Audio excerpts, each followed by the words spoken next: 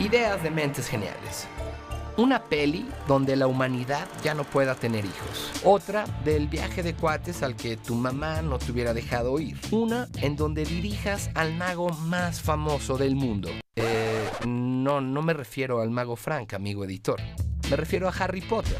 ¿Y qué tal una donde te quedes completamente solo, sin rumbo y flotando en el espacio? Todas ideas geniales en un evento absurdamente genial. Estás a tan solo unos minutos de conocer de cerca al 3 veces nominado al Oscar, el que iba a ser astronauta pero acabó siendo cineasta. Alfonso Cuarón está aquí, en Tag DF, igual que tú. Después de esta plática no serás el mismo.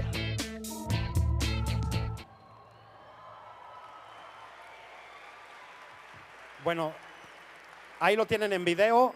Le doy la bienvenida a Alfonso Cuarón en carne y hueso. Ahora sí. Bienvenido, Alfonso.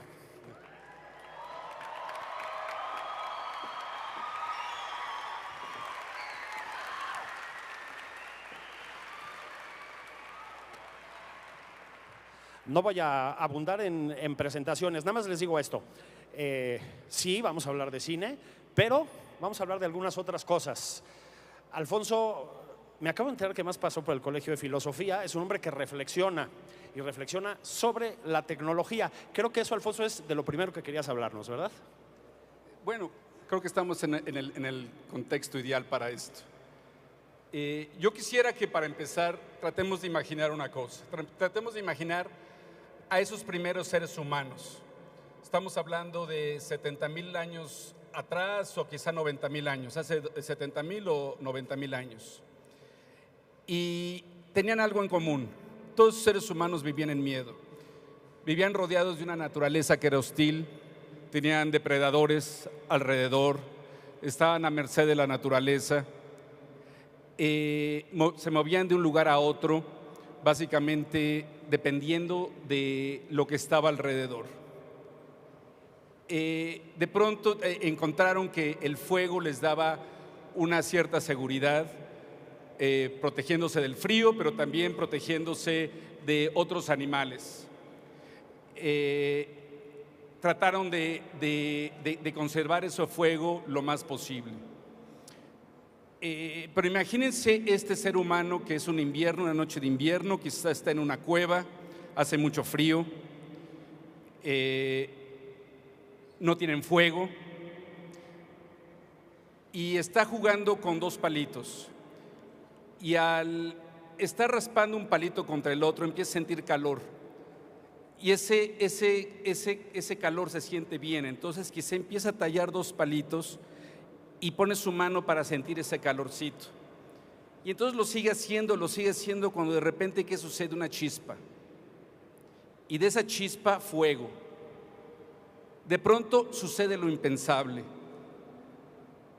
Aprende el ser humano a hacer fuego. Un concepto que por miles de años fue impensable para un ser humano.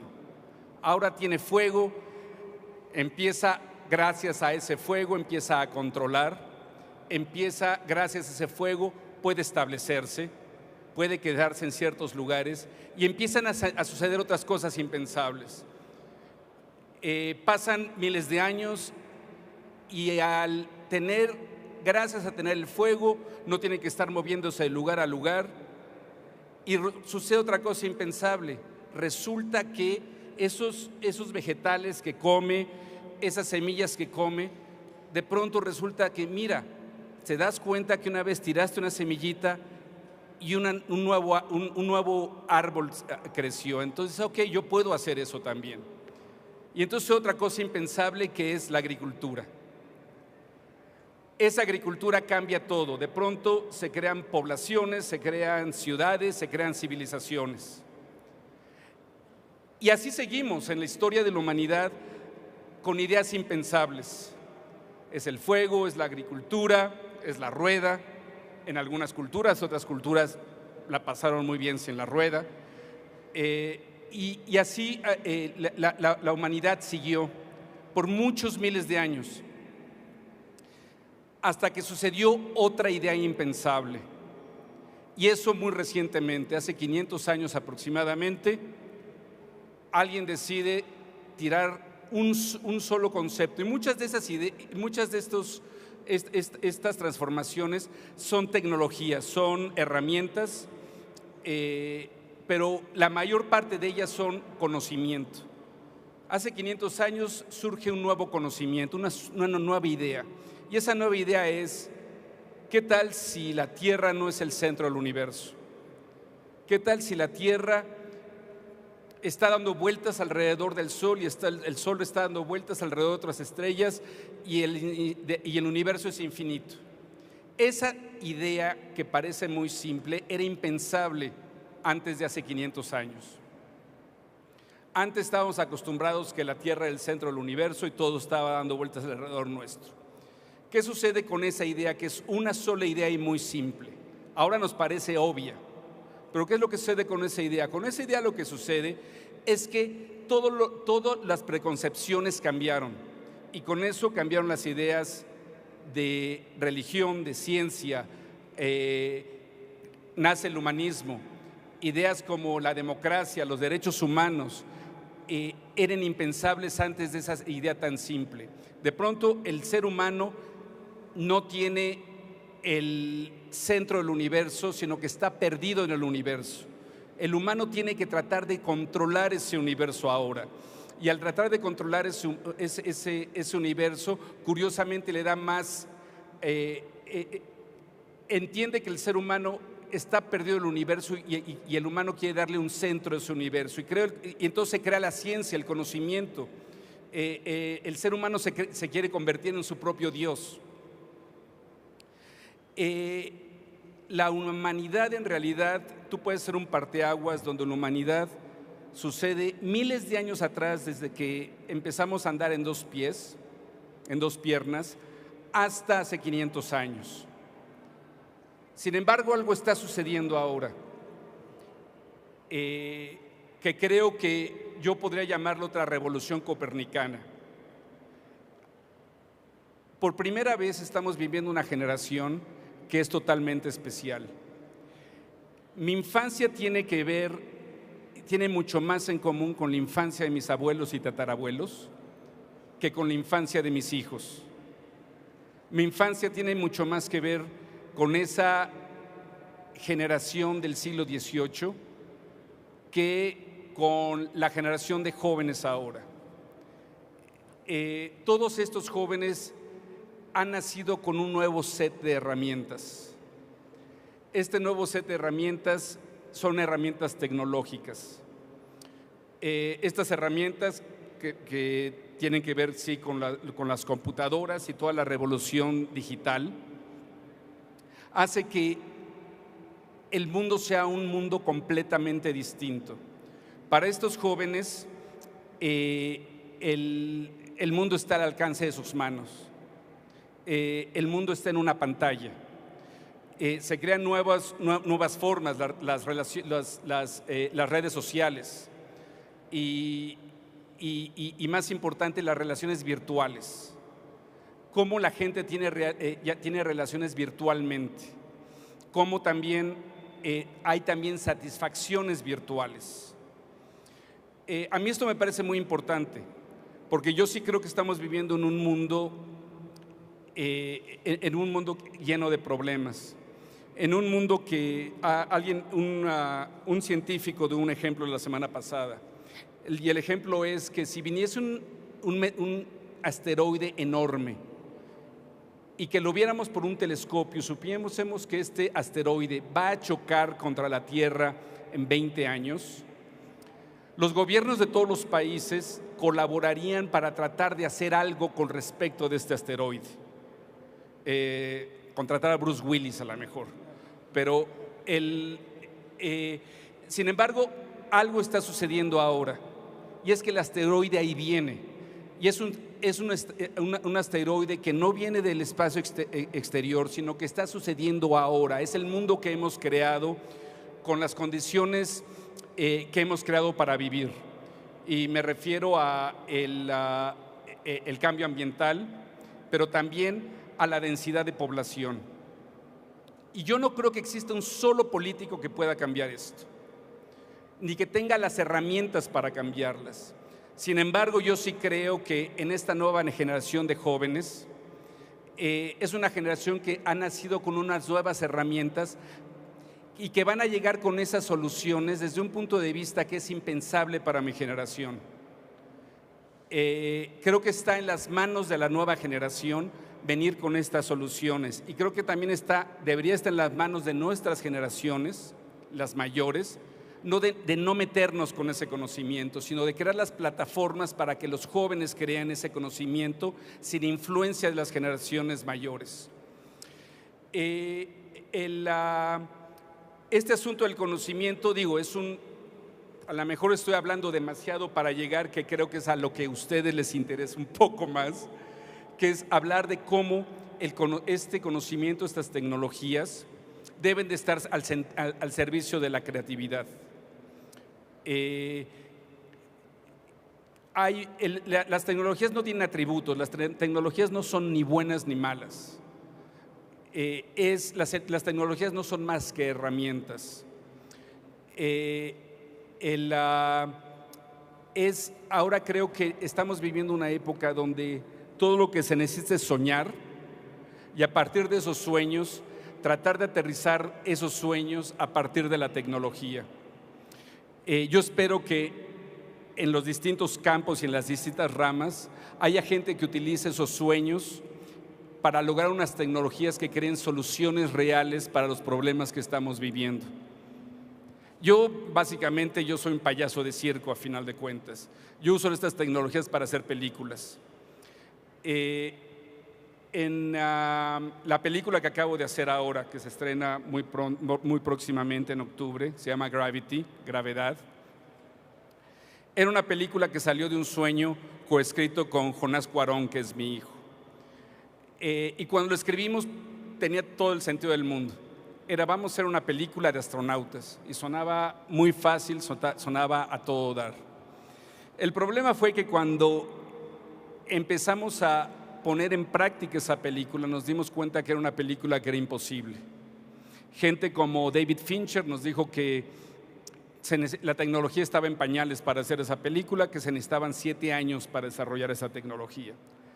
Gente como James Cameron apoyó mucho el proyecto, pero pues sí me decía que necesitaba 400 millones para hacer esa película. Y yo no estaba en las condiciones ni de esperar 7 años ni de tener 400 millones. Entonces, ¿qué fue lo siguiente? Fue inventar nuestra propia tecnología.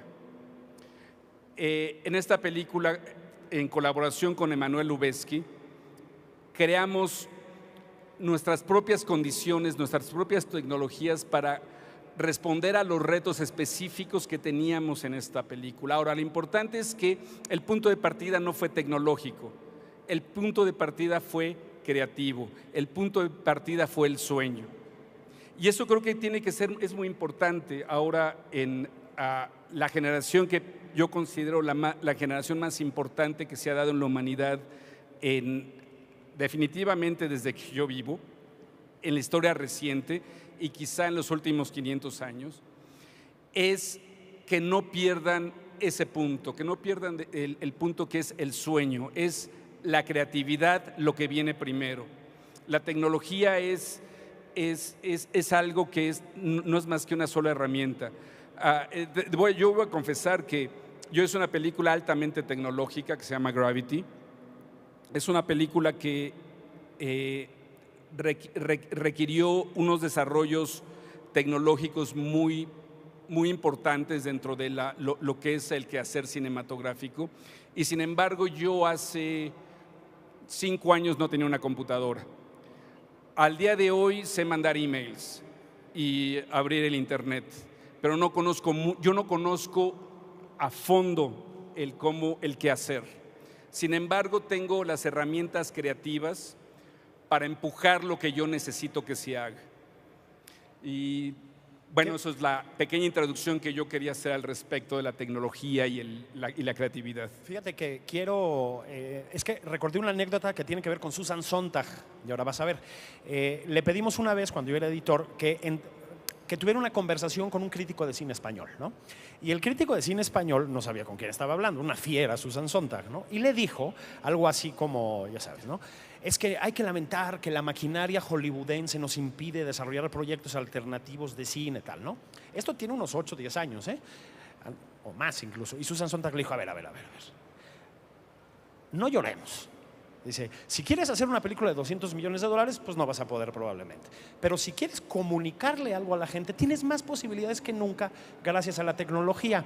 Lo comento porque a ver si estás de acuerdo. Creo que la tecnología hoy, incluso más que digamos con Gutenberg y la imprenta, tiene un potencial democratizador, ¿no? Es decir, llega a muchos más, ¿no? Bueno, creo que la tecnología es claro cómo la tecnología está siendo está convirtiéndose en un instrumento de la voz de la gente.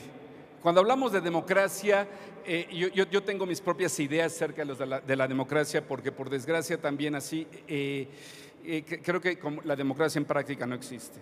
O sea, están las grandes compañías y los grandes medios que manipulan información y manipulan los gustos del que va a votar, y sucede en todo el mundo. Sin embargo, las grandes explosiones de expresiones populares se están dando a partir de estas nuevas tecnologías, a partir de los internets, twitters, facebooks y todas estas redes sociales. Pero definitivamente esa transformación no solo es creativa, está teniendo un impacto social.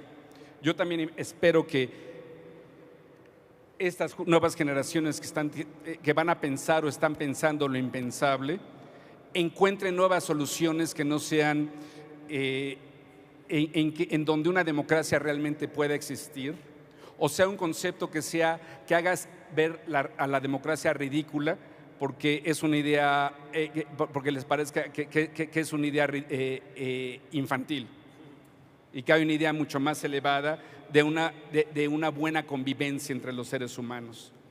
Pero sí, las redes, la tecnología está teniendo un impacto tan grande como fue el impacto de la imprenta con Gutenberg. O sea, el impacto de la imprenta con Gutenberg es este asunto de las redes sociales, es Gutenberg, pero a la millonésima potencia.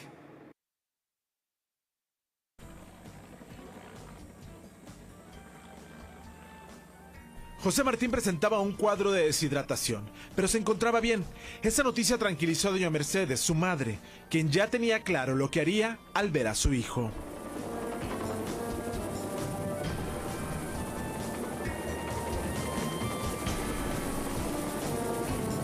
Que lo voy a regañar, ¿eh? Sí, porque me da estos sustos tan fuertes, ¿eh? Él piensa que no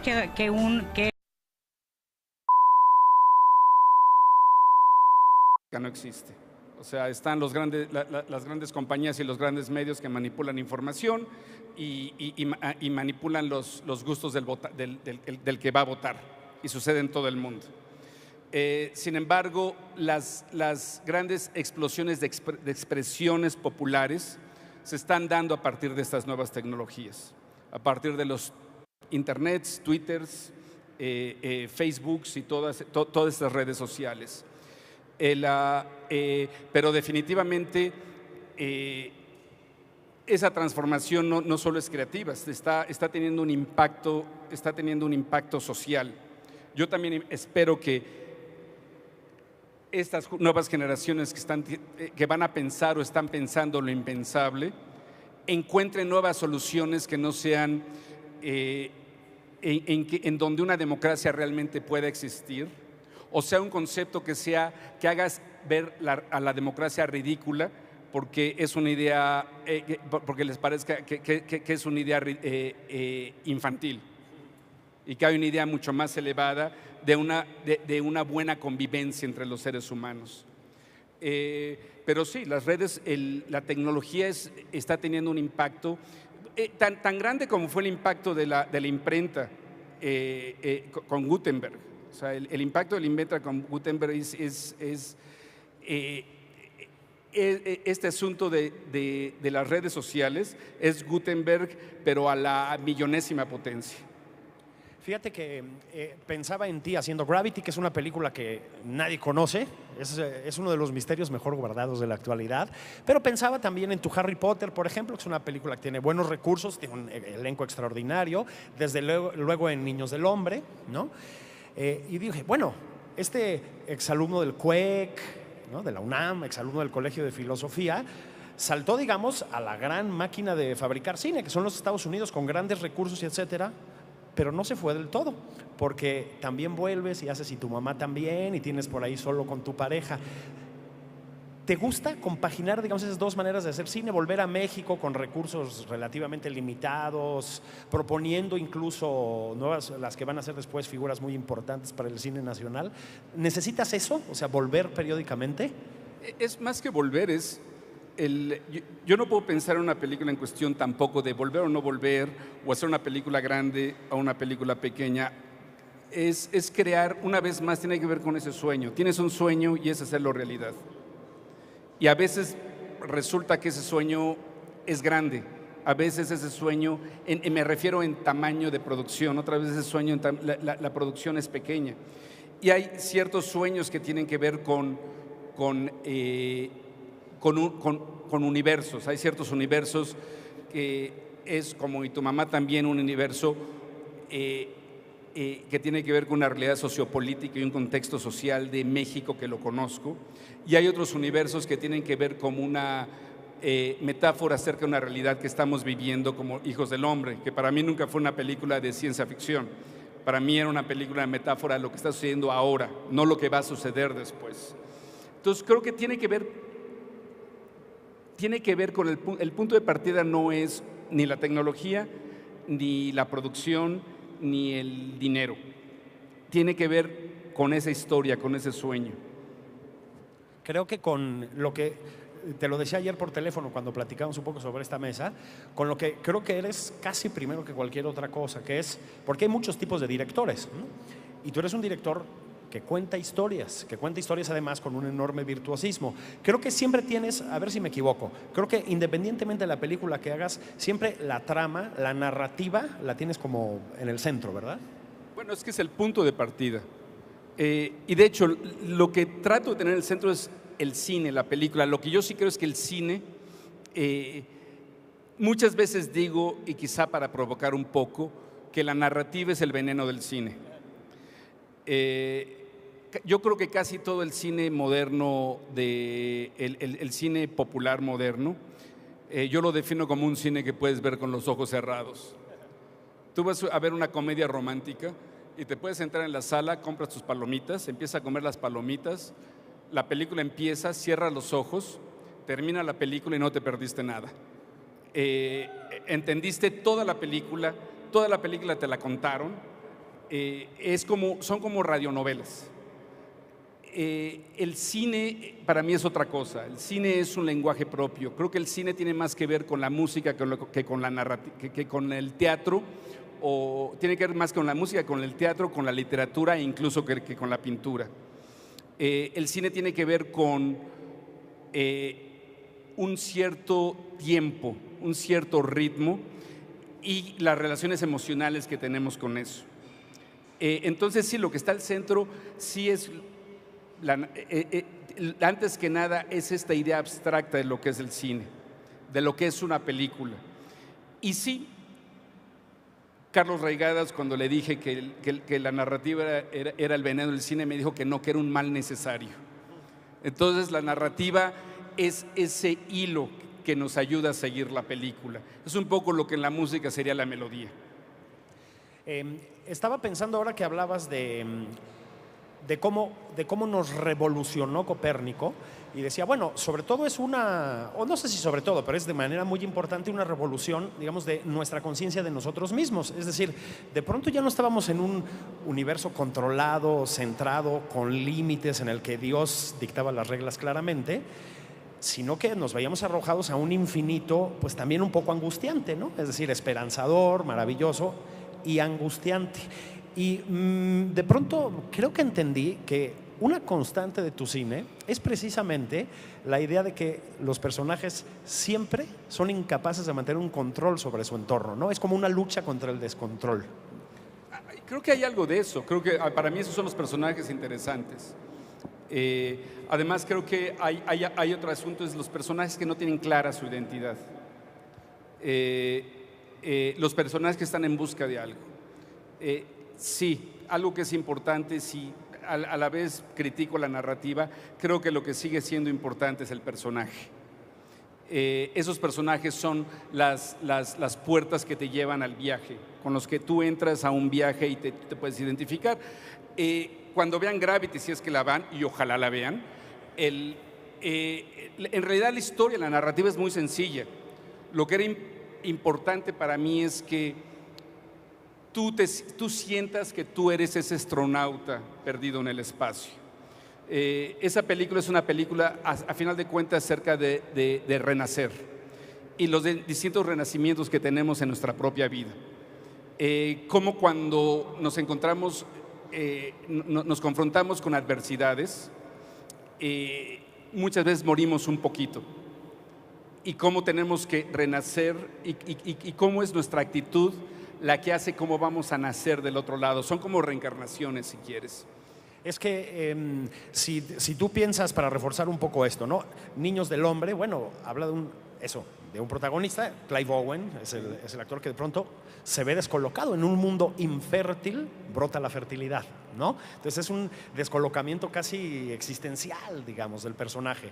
Pero incluso Harry Potter, visto por ti, es un Harry Potter mucho más angustioso, ¿no? Mucho más aterrizado en ese sentido. Yo pensaba más o menos en esos términos, ¿no? Ahora, no conocemos Gravity. No sé si deberíamos ver el tráiler. Creo que eso lo podemos hacer, ¿verdad? Sí, claro. ¿Sí? Veámoslo. A lo mejor lo observamos y hacemos un par de comentarios más. Gracias. Cuando quieran, señores.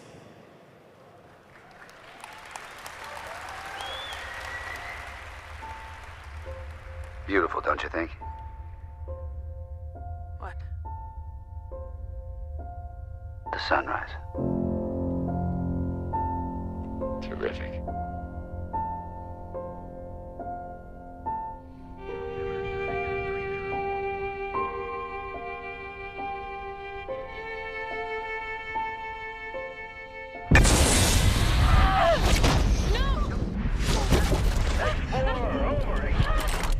Houston, Dr. Stone. You need to phone. I'm losing visual of it. I'm spinning. I can't breathe. Grab a hole. Grab anything. What do I do? What do I do?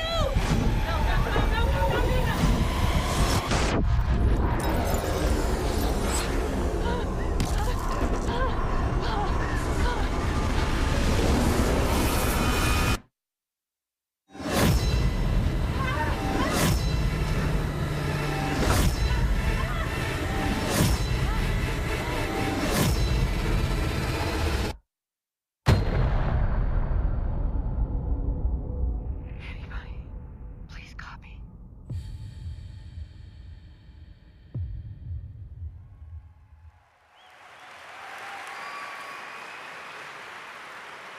Bueno, una probadita. Llevas muchísimos años, ¿verdad?, con este proyecto. ¿Cuándo surgió? Bueno, es que esa es parte de la conversión de lo de Fincher, porque cuando Fincher dijo que iba a ser 7 años fue el asunto de negarnos a eso. Es decir, vamos a hacer esta película, no tenemos los 400 millones de Cameron, no tenemos, ni vamos a tardarnos los 7 años de Fincher.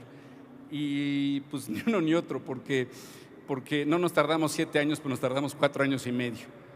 Y fue parte de alguna manera, Fincher tenía razón. No había la manera en ese momento de hacer la película que íbamos a hacer. Y lo que pasa es que creo que lo bueno de correr el tráiler ahorita es para esta conversación, es para dar un poco una explicación del problema técnico que teníamos aquí, tecnológico que teníamos aquí.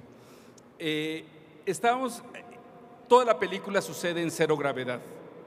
Eso quiere decir que los personajes están flotando, pero no solo están flotando, sino que están girando, están dando vueltas, no hay arriba, no hay abajo. Encima de eso no hay gravedad y no hay resistencia. Tú cuando estás en el espacio no hay resistencia. ¿Eso qué quiere decir? Que si tú avientas una pelota, tú agarras una pelota y la avientas, la pelota sigue con esa misma fuerza y puede llegar al infinito tirándole por ahí. ¿Eso qué quiere decir? Que si tú... pero lo que sucede también es esto, tú agarras una pelota y la avientas, la pelota va para allá, pero esa misma fuerza te empuja para atrás. Entonces son muchas fuerzas que no son naturales para nosotros en el planeta Tierra. Cuando yo empecé a aterrizar y empecé a storyboardear, que es lo que tenía que hacer, en el proceso de hacer este tipo de películas, eso es cosas que, y es lo opuesto a lo que es en Y tu mamá también. Tienes que storyboardear y después una cosa que se llaman previews. Previews son animaciones, unas animaciones muy crudas, pero en donde ya pones los movimientos más o menos coreográficos de los personajes con los movimientos de cámara, cómo se va a ver, y son animaciones muy crudas.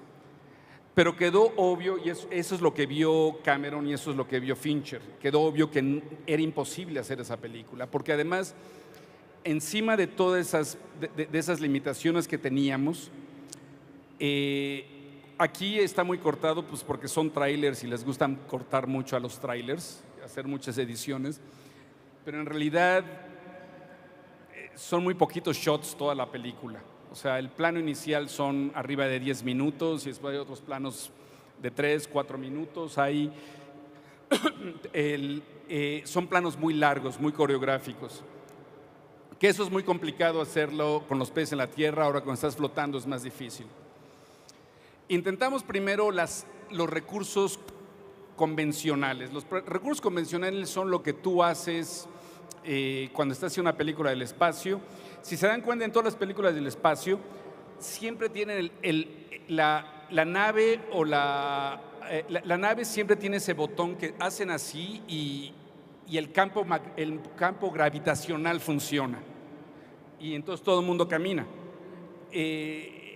Esa cosa no se ha inventado todavía, un campo gravitacional. Gravity no es una película de ciencia ficción per se, porque es una película que sucede en el espacio en el día de hoy. Quisimos usar las tecnologías que están ahora en el espacio, no inventar nuevas tecnologías, sino inventar nuevas naves espaciales o trajes espaciales. Entonces todos nuestros personajes están flotando todo el tiempo. No solo están flotando, están girando. Y entonces, por ejemplo, voy a tomar el micrófono, están básicamente corriendo así. Lo que sucede con eso es que en la manera convencional es que tienes los personajes que están caminando en su nave espacial y salen a reparar algo afuera de la nave y tienes una secuencia que dura muy poco, generalmente las secuencias duran si acaso 3 minutos, que son muy intercortadas y que casi todos con close-ups. Y entonces voltean la cámara, hacen las cámaras al revés y son gentes colgadas en cables. Y bueno, intentamos colgar a los actores primero. Y lo que sucede es que nosotros no estábamos haciendo película de close-up, estábamos haciendo planos muy abiertos, muy largos y muy coreográficos. Y después de 30 segundos, 40 segundos, empezabas a sentir nada más cómo les temblaba toda la cara a los actores por la tensión de estar colgados. Además, se ponían rojos porque la sangre se les va a la cabeza. Y había otro problema, que la posición de estar colgado te limita a esta posición. Y nosotros, una vez más, lo que necesitábamos es que nuestros personajes, como vieron ahí, estén básicamente girando o así, o de frente, digamos, si es la cabeza. Están todo el tiempo en constante movimiento. Entonces dijimos, bueno, es muy fácil, vamos a mover la cámara alrededor de ellos. No había tecnología que nos permitiera mover la cámara tan rápido alrededor de ellos. Pero había otro problema. Si tú mueves la cámara, tienes que mover las luces. Para dar la ilusión que lo que se está moviendo es el personaje, tú tienes que mover la cámara y las luces en perfecta sincronía.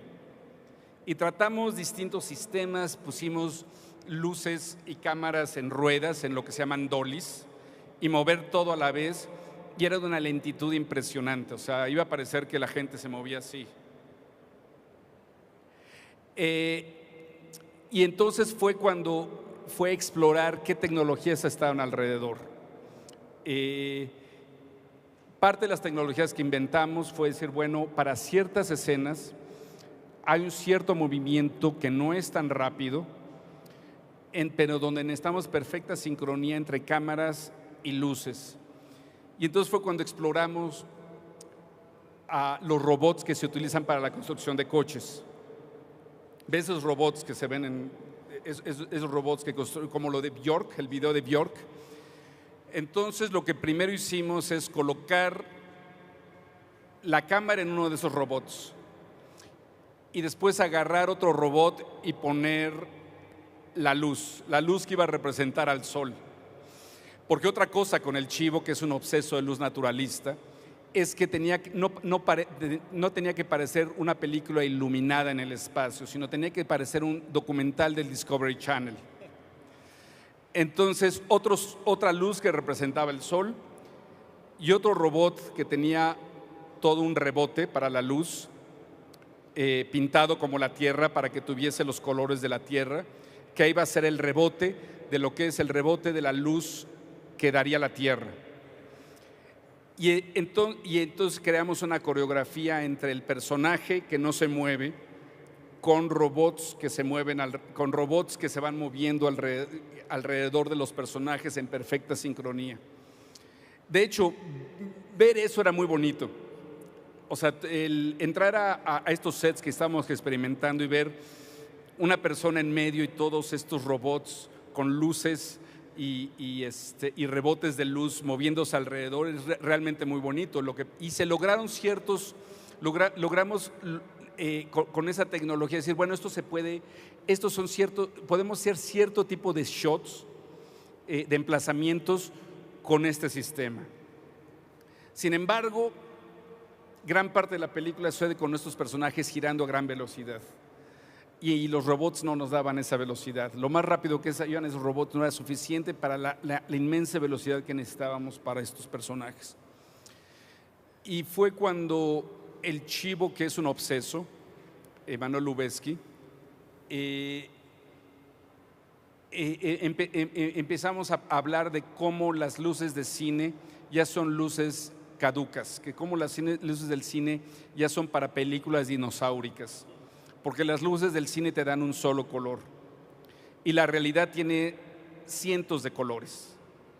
A lo que voy es que ahora en mi cara no solo tengo la luz que viene de el reflejo de la luz que viene de ahí, pero también tengo pequeños reflejos de este verde que llegan a mi cara y de este beige que llega a mi cara y de este azul que llega a mi cara. Y con la luz del cine es muy limitante porque es un solo color.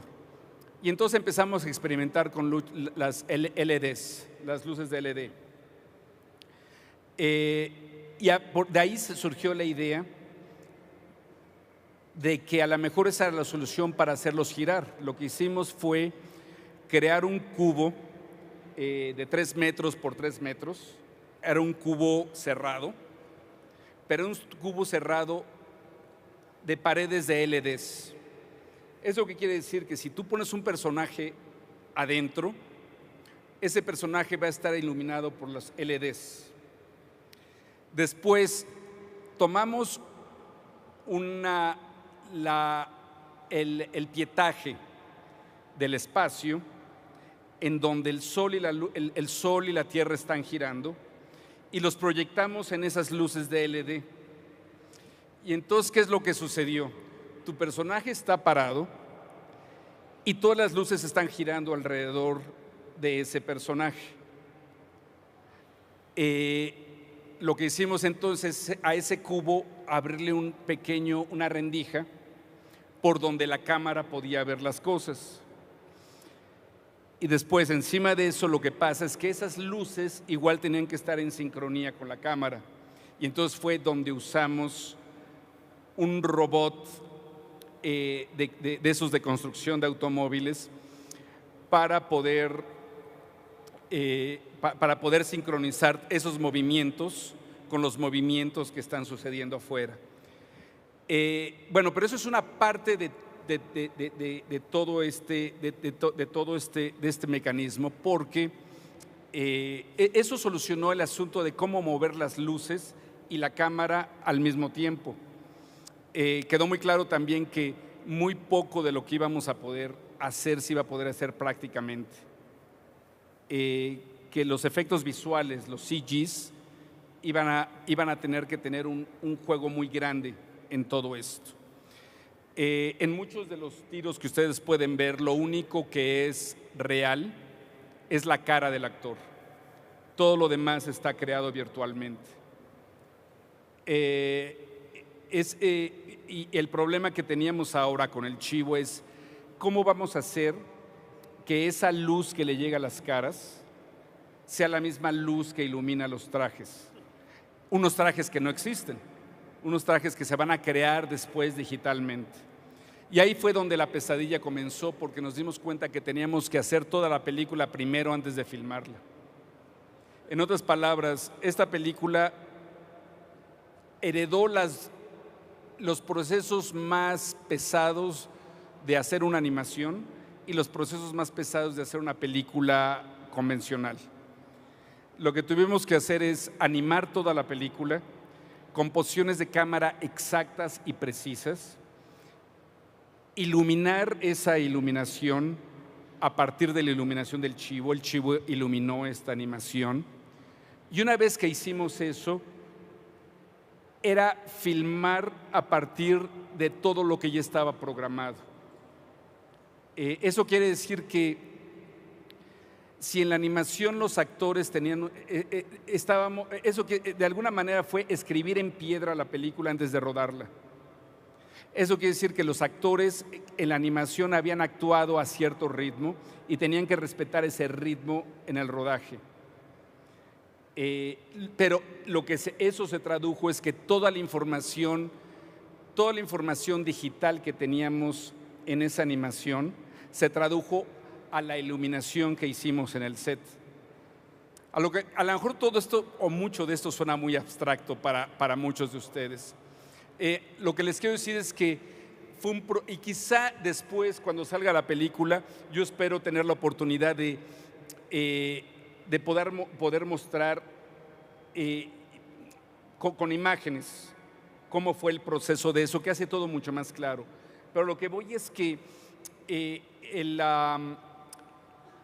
el punto de partida siempre fue creativo, y lo demás fue nada más encontrar las soluciones de cómo solucionar esto. Ahora, yo no soy una persona que sepa cómo funciona una computadora.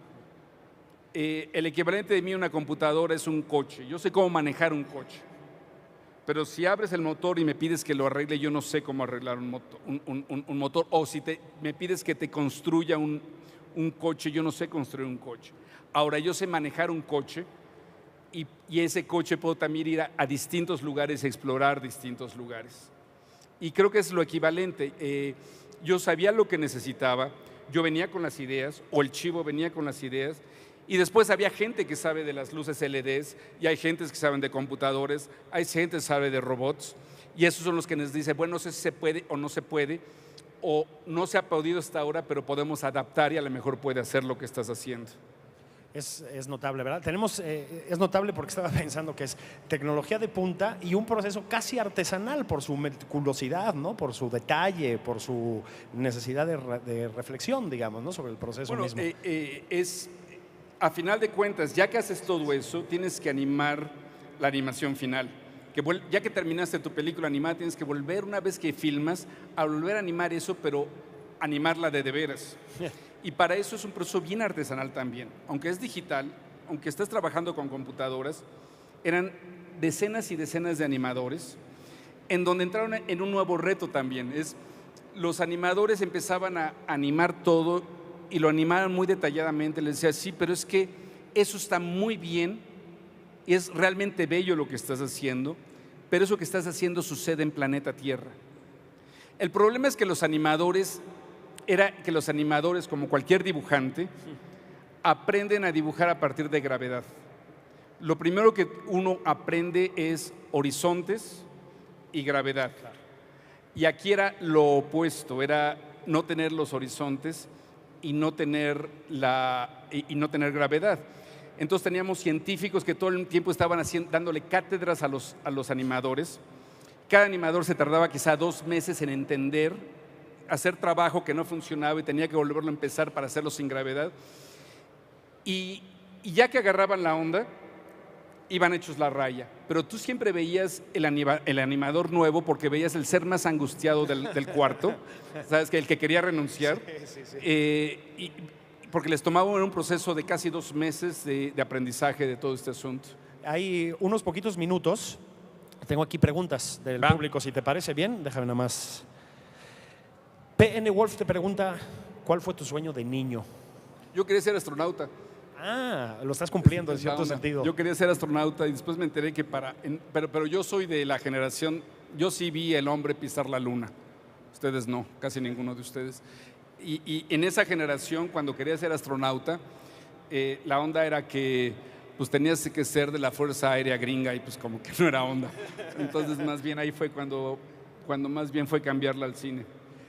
Te pregunta Collage, creo que es una pregunta más pertinente porque es un tema que hemos rozado aquí, más que rozado. El escribir una película con tu hijo, te pregunta, ¿sirvió para acercar a 2 generaciones totalmente distintas? Bueno, fue un proceso de aprendizaje para mí.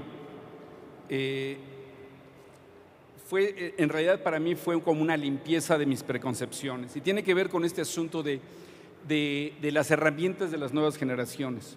Y no solo son las herramientas tecnológicas, sino ya las estéticas y hasta de sensibilidad. Básicamente Jonás me decía, no, es que está padre eso que a ti te gusta, pero es que lo puedes hacer más padre, lo puedes hacer más divertido. Eso mismo que quieres contar, esos mismos temas, no tienen por qué, no lo tienes que mostrar de una manera densa.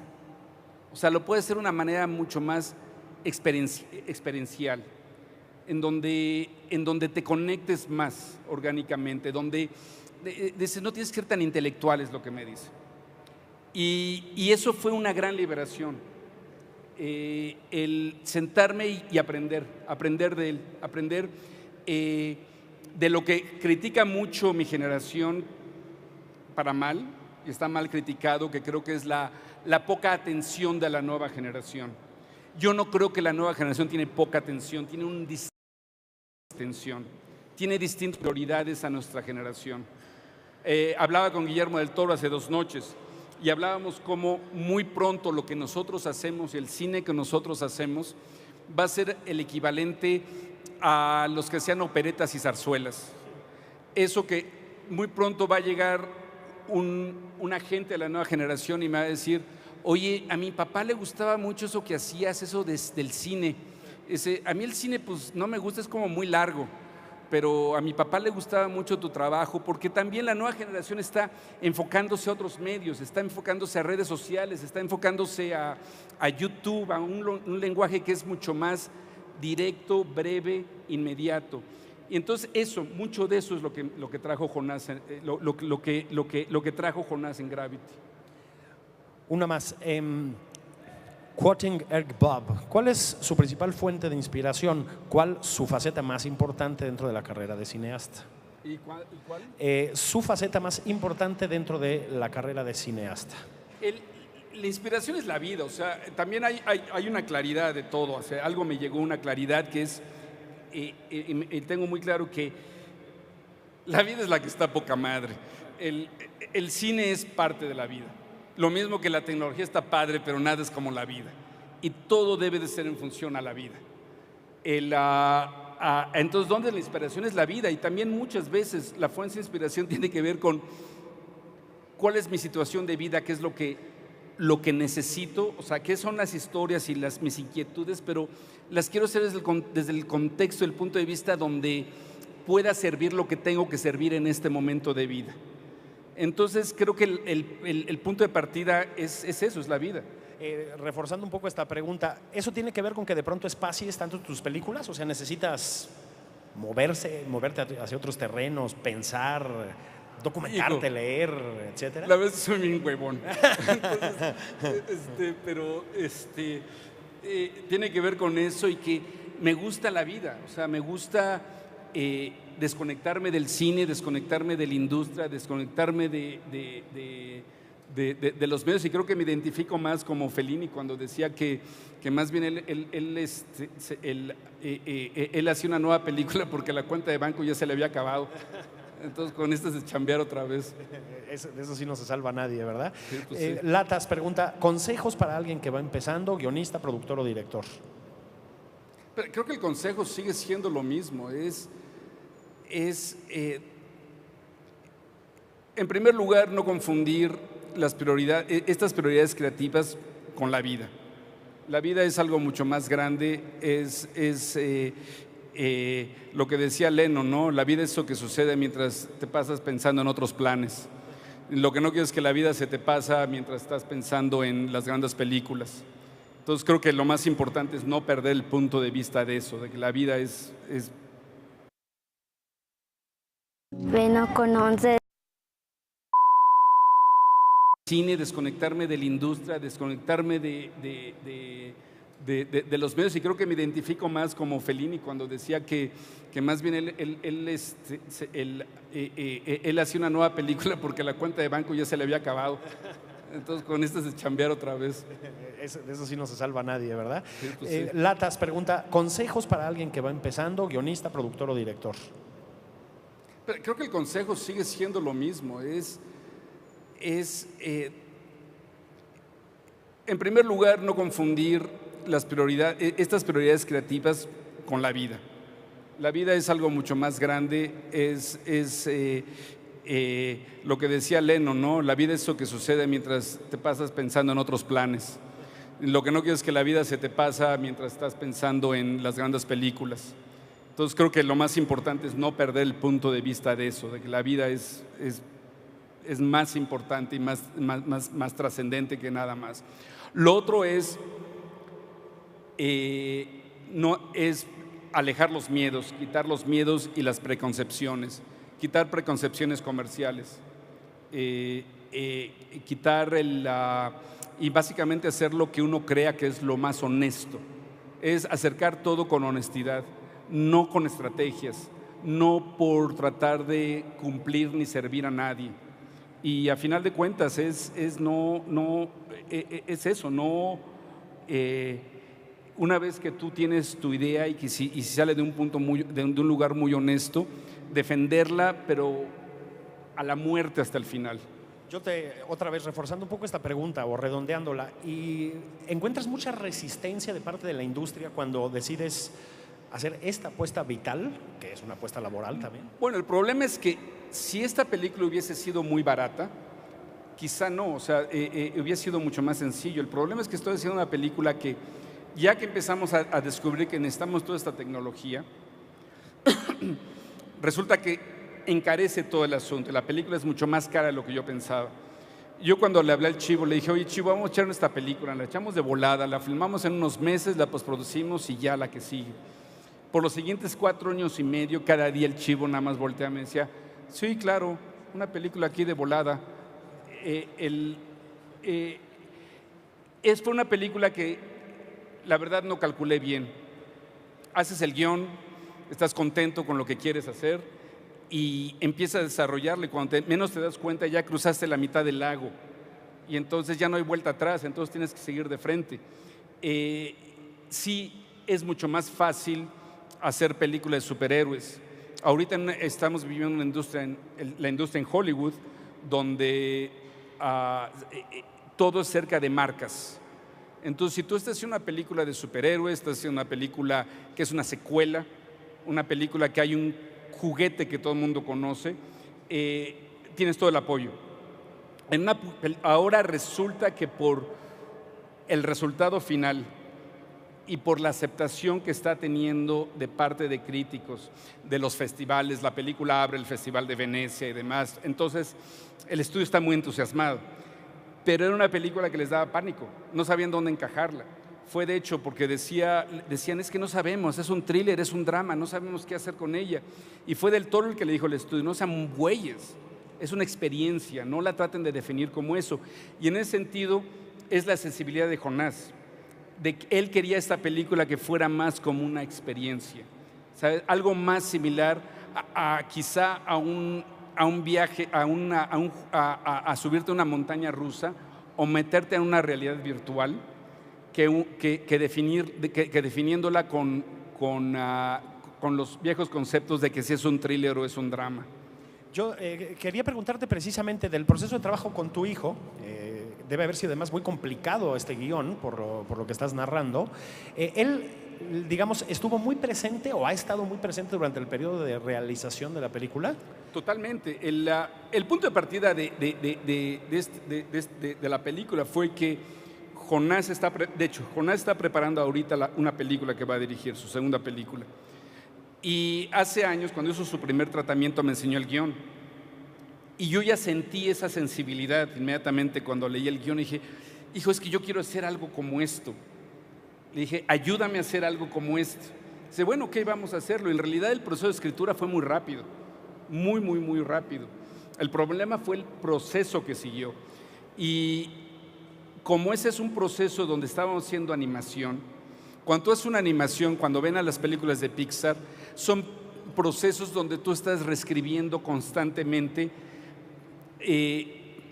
porque tú al hacer tu animación estás viendo cómo están quedando las cosas. Entonces, la ventaja de una animación frente a una película normal es que puedes seguir ajustando.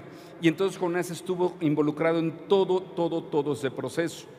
Incluso después dentro del rodaje, ayudando un poco en adelantar lo que podría haber sido una segunda unidad. Pues Alfonso Cuarón, felicidades a ti, felicidades a tu hijo y sobre todo muchas gracias por haber estado aquí hoy. Ha sido un gusto, de verdad. Muchas gracias a ustedes, qué padre está este evento. Está muy bien, ¿verdad? Sí. Qué bueno que tú lo inauguraste. Muchas gracias. Muchas gracias a ustedes. Años, hace 70,000 o 90,000 años. Y tenían algo en común. Todos los seres humanos vivían en miedo.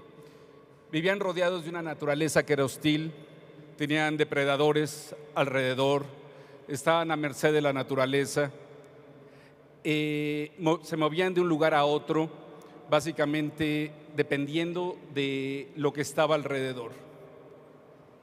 De pronto encontraron que el fuego les daba una cierta seguridad, protegiéndose del frío, pero también protegiéndose de otros animales. Trataron de conservar ese fuego lo más posible. Pero imagínense este ser humano que es un invierno, una noche de invierno, quizás está en una cueva, hace mucho frío, no tienen fuego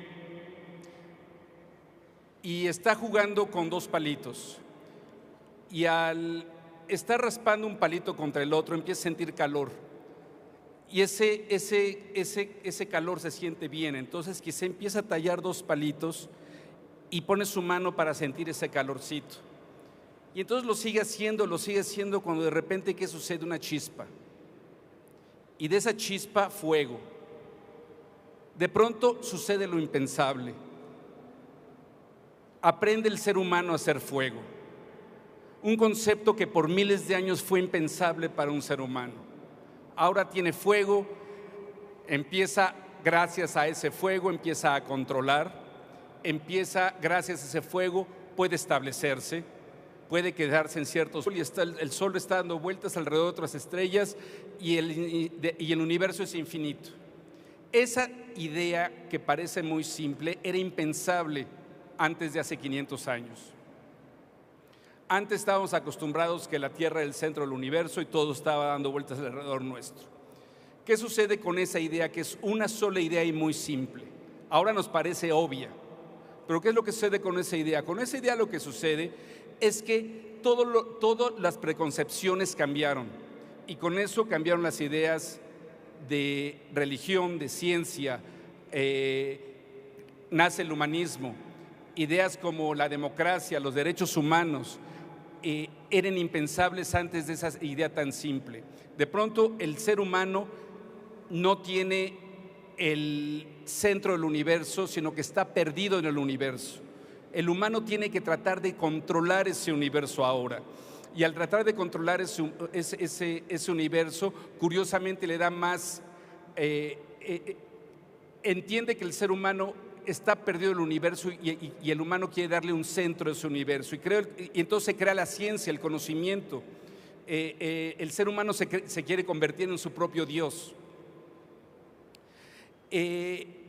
La humanidad en realidad, tú puedes ser un parteaguas donde la humanidad sucede miles de años atrás, desde que empezamos a andar en dos pies, en dos piernas, hasta hace 500 años. Sin embargo, algo está sucediendo ahora, que creo que yo podría llamarlo otra revolución copernicana.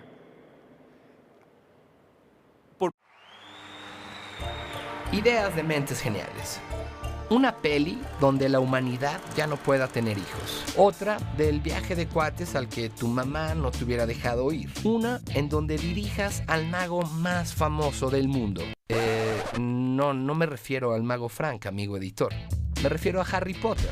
¿Y qué tal una donde te quedes completamente solo, sin rumbo y flotando en el espacio? Todas ideas geniales en un evento absurdamente genial. Estás a tan solo unos minutos de conocer de cerca al 3 veces nominado al Oscar, el que iba a ser astronauta pero acabó siendo cineasta. Alfonso Cuarón está aquí, en Tag DF, igual que tú. Después de esta plática no serás el mismo.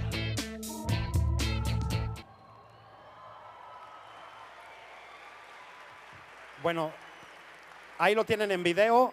Le doy la bienvenida a Alfonso Cuarón en carne y hueso. Ahora sí. Bienvenido, Alfonso.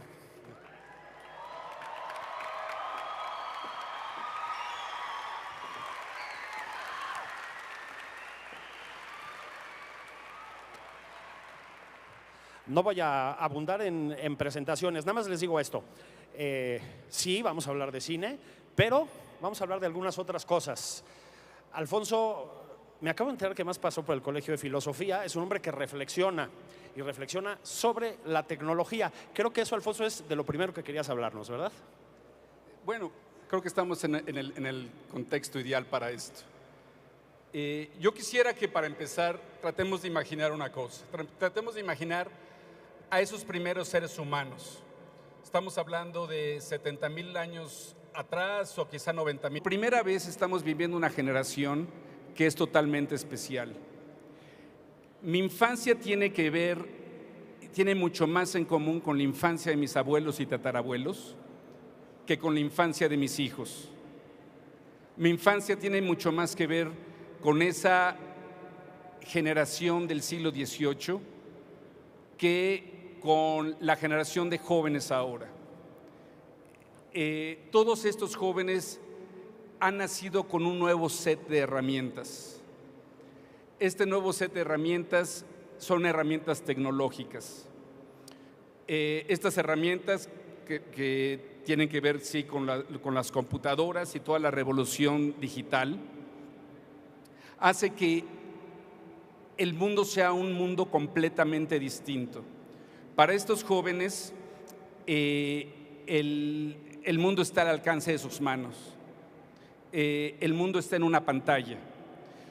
Se crean nuevas formas, las redes sociales y más importante, las relaciones virtuales.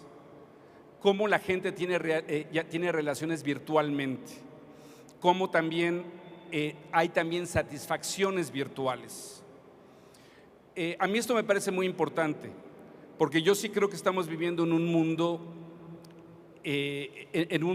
lleno de problemas, en un mundo que un científico dio un ejemplo la semana pasada, y el ejemplo es que si viniese un asteroide enorme y que lo viéramos por un telescopio, supiésemos que este asteroide lugares y empiezan a suceder otras cosas impensables. Pasan miles de años y gracias a tener el fuego, no tiene que estar moviéndose de lugar a lugar y sucede otra cosa impensable. Resulta que esos vegetales que come, esas semillas que come, de pronto resulta que, mira, te das cuenta que una vez tiraste una semillita y un nuevo árbol creció. Entonces, ok, yo puedo hacer eso también. Y entonces otra cosa impensable que es la agricultura. Esa agricultura cambia todo. De pronto se crean poblaciones, se crean ciudades, se crean civilizaciones. Y así seguimos en la historia de la humanidad con ideas impensables. Es el fuego, es la agricultura, es la rueda. En algunas culturas, otras culturas la pasaron muy bien sin la rueda. Y así la humanidad siguió por muchos miles de años, hasta que sucedió otra idea impensable. Y eso muy recientemente, hace 500 años aproximadamente, alguien decide tirar un solo concepto. Y muchas de esas ideas, estas transformaciones son tecnologías, son herramientas, pero la mayor parte de ellas son conocimiento. Hace 500 años surge un nuevo conocimiento, una nueva idea. Y esa nueva idea es, ¿qué tal si la Tierra no es el centro del universo? ¿Qué tal si la Tierra está dando vueltas alrededor del Sol